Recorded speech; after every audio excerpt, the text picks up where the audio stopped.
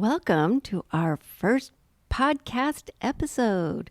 This is Nadine from the Communications Committee, and today's pod is all about the contract negotiations happening with the school district. I have Carol Peak, VESPA President, here to give us an update and a little background.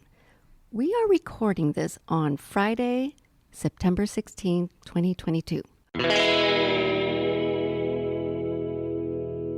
Just for a little background, do contract negotiations happen each year? Yes, we do contract negotiations yearly. We don't always do the same articles or negotiate for the same articles. The only thing that is every year is total compensation and health and welfare. Can you explain the time frame of bargaining? Is there a structure to it? We like to bargain for the coming year. It has been lately that we have been bargaining a year behind. We were trying to catch up. I believe last year we actually did catch up, but this year we're a little bit falling behind. So we always like to bargain for the coming year, not during the school year or not behind. Okay. And when was the last time a contract was ratified? The total contract was up in 2021.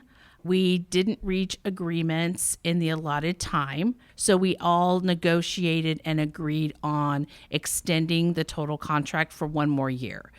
The contract actually, it did expire on June 30th, 2022 for contract language, but we are not yet finished with total compensation. So we're still a little behind. So it's not always about just salary. No. Typically what we do, the negotiation team, is we send out a survey to all the members and we ask them, so what articles would you like to go over? What articles do you feel need to be updated? What would you like to see, like example, transportation, Article 13. They wanted to see more training. So then we would do what they call a sunshining. So we would tell the district we would like to open up Article 13 or maybe Article 38, which is safety. And that way it goes to the school board. That way it's transparent. So the school board knows, the community knows of what we're opening. So that's called sunshining. Now, sometimes the whole contract is opened up. Other times it'll be 2 articles. Okay. So that's how that typically works. Where are we now in the current cycle of negotiations? We sunshined, I believe it was 4 articles. We got everything done already. So all the article language is complete, but we have not reached an agreement on total compensation. So we cannot close out to ratify for this year's negotiation until we reach an agreement on total compensation. Does that mean salary? Yes. Okay. There is a strategy of joining bargaining forces with VUEA. Is that new?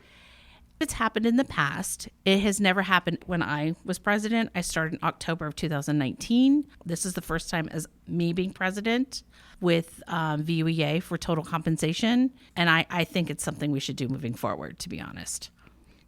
Bargaining together has benefits. Yes. Can you tell us a couple? Well, last year we bargained separately for total compensation. And we went first. We reached an agreement of 2% on salary schedule, 2% off salary schedule. And then we agreed. We had a tentative agreement. We put it out to the membership and it passed. Then in that time, the teachers went back, or VUEA went back. They actually agreed on 3% on salary schedule and 0% off. That went to their membership and it was ratified. Now, this brought a bit of tension between the 2 labor unions because we didn't get as much as the teachers. And so the district actually called back VESPA to go back to the table and to renegotiate. And it wound up being 1% more. So that way we got 3% total for the year on salary schedule, and it was equal to the teachers, percentage-wise. Very good. So we are in the salary negotiations now. Yes. What is being offered and considered? Okay, so we've been to the table a total of 3 times on total compensation, which is salaries. Basically, bottom line, after 3 times, we asked for 12% on, 0 off. They've asked for 1% on and 4 off. Now, I know on schedule, off schedule is really confusing. Yes. So on schedule is that will be on your salary for the year until we renegotiate. Now, an off schedule is a one-time money bonus. So that doesn't account for your retirement. It doesn't give you credit for that. It is just a one-time cash payment, which some people love, but it really doesn't help us with our salaries throughout the year. Okay, so it doesn't go for the rate increase of your salary. Correct. But the off schedule is just a flat payment, Correct. which is also taxable, correct? Correct. Now, on both your website and VUEA's, you've broken down where VUSD, all these acronyms, Right. is getting money from the state. Yes. Can we talk about that a little bit? Yes. Okay. Now, you both are saying that there's 2 buckets of money coming. One is a cost of living adjustment, and one is an LCFF augmentation. Yes. Can you talk about those and what they mean? The cost of living adjustment is the COLA. We get that from the state every year. Also, the LCFF based grant augmentation is also an ongoing monies These are being paid to the school district from the state. from the state. Okay. Correct. And that's where the district is supposed to use that money and put it into their budget. And that's where we're talking like, okay, so we see that you've got this chunk of money and it came out to 12.84. I believe though it's gone up a little to 1307, I want to say, because they just did Percent? Yes. Okay. They just did an adjustment. So that is what we use to see, okay, they're getting this much. So we're feeling that we should at least get a cost of living, see what the COLA is, get a percentage of that. Because we also have to remember we're in declining enrollment. That is a factor when it comes to the 12.84 when we first started. So that's why it's going to have to be some movement because we have to factor in declining enrollment. We also have to factor in that the school district gets paid ADA, and that is children's warm bodies at school. Based on attendance. Correct. And then there is another bucket of money, the LCFF. This is also ongoing. Are there Yes. rules, any? At the school board meeting last Tuesday, Anna Campbell was saying they're waiting to hear from the state how they can allocate these funds. The LCFF funds. Correct. Okay, well, stay tuned for updates on that. In general essence here, we have, let's call it 12% increase in funds going to the school district. So Yes. that should cover a salary increase for employees. Yes. Okay, so there is some money there. Give or take some enrollment figures. We're at the point where we want to know what happens next. You've surveyed your members. Yes. Have you heard some results? Yes. So when we were at the negotiation table, one of our arguments, quote unquote, was I get you're only offering us 1%, but in order for it to go through, our members would have to ratify, which means vote to accept. So I did send a survey out. We have 167 responses on that survey. 4 people voted yes, that they would ratify. The rest said no. And then I gave them the opportunity to let me know why they would vote yes or no, and if there's anything else they would like the district to know. And basically, it's not even touched cost of living with prices going up. We deserve to be respected, appreciated, just resounding unhappiness. Just to augment this, I do have some numbers. Yep. Housing increases, according to Redfin. Home prices are up significantly. In August of this year, they're up 6.2%. This is for people buying their homes. In July, they were up 9.8%. And then rental increases in Ventura are up 9%. I believe that's this month. Yeah. I do have some consumer price index For the Western region, which we are a part of, area prices were up 8.1% from a year ago. There's a whole chart. But anyway, more than 1%. Yes. Okay. What happens next is, I guess, the big question. Our next date to negotiate is September 30th. We have asked to come back earlier. Even when we agreed on the September 30th date, we were really trying to get back sooner than later. The district has not budged on setting dates to come back earlier. So September 30th is our next date. We also have October 6th and October 13th. Those are the 3 new dates to negotiate. We can do one of 2 things. We can actually reach an agreement that both sides, or all 3 sides, are happy with, which would be the goal. Or if we go back and forth and we don't reach an agreement, we can always ask to go to impasse. And I know a lot of people on the survey were saying, let's strike, but there's actually laws, rules, and regs that actually need to be what to follow before striking. Okay. I mean, just in a nutshell, it's impasse, then it's fact finding.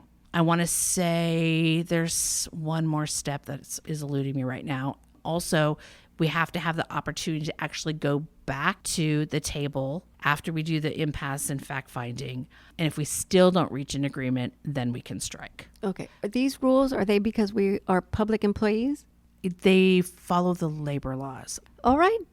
So this is where we are. And we've got some additional dates coming up. We will keep everyone posted about the results of each meeting. Great. Yes. Stay tuned. And now it's time for the mailbag. I don't know if you've answered all your questions from the mailbag, but I'm giving you the opportunity to answer some member questions.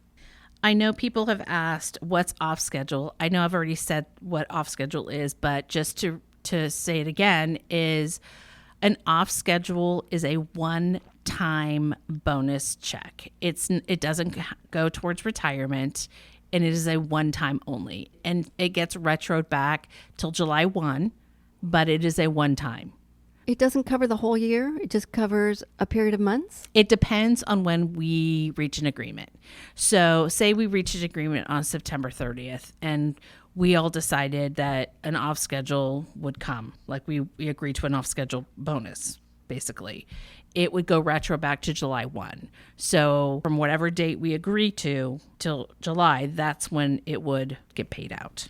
Same thing though, if we get an on schedule, it has to go back to July 1 as well. So we'd probably get a little something if we agreed to, I'm not going to say 1%, but say we agreed to 6. We would get from July 1 till the date that we agree, we would get a small payment to make up for those months, right?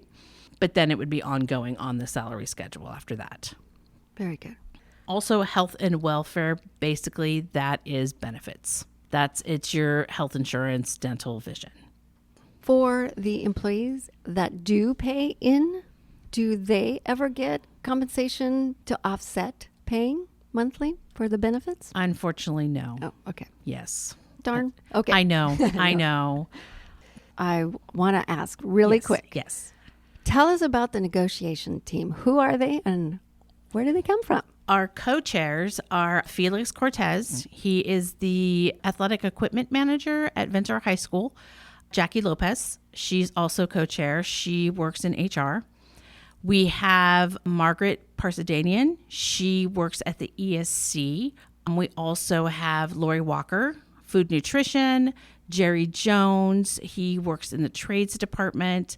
Kathleen Garcia, she is a paraeducator. And Mike McBride, who works transportation. And as president, I go to negotiations as well. Sounds like a great team. We have a great team. I have great faith in them. I really do. Okay, now I'm going to throw it back to you for your final thoughts.